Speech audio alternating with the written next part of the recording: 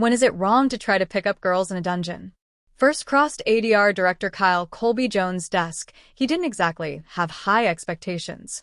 And honestly, who could blame him?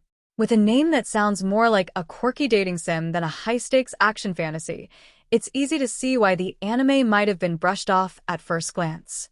But behind the eyebrow-raising title was a surprisingly earnest and evolving story that has now spanned 5 seasons and turned skeptics into believers, including its own cast and crew.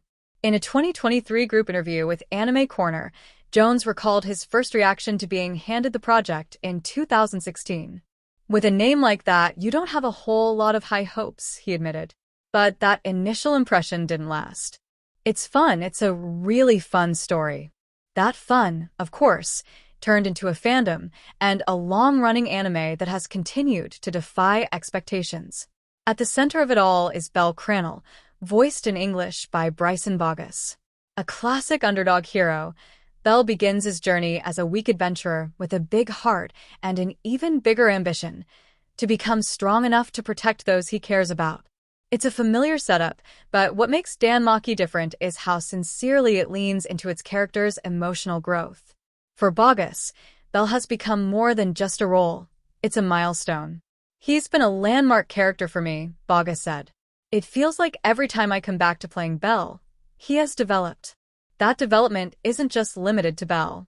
Juliette Simmons, who plays Sir Flova, a gentle waitress with more going on beneath the surface, was floored when her once-side character suddenly took center stage in Season 5. I got the news off Twitter, she laughed. I was like, oh no, that can't be right. She's just a girl.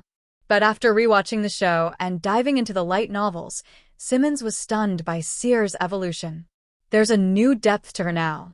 And that's exactly the magic of DanMachi. Beneath its lighthearted tone and fantasy tropes lies a beating heart. As Bogus puts it, it doesn't feel quite as cut and dry or copy-pasted. Sure, it dabbles in classic genre elements, goddesses, guilds, dungeons, but it never leans on them too hard. Each season brings something unexpected to the table, building a richer world and more nuanced characters. Jones credits the show's lasting appeal to its ability to surprise.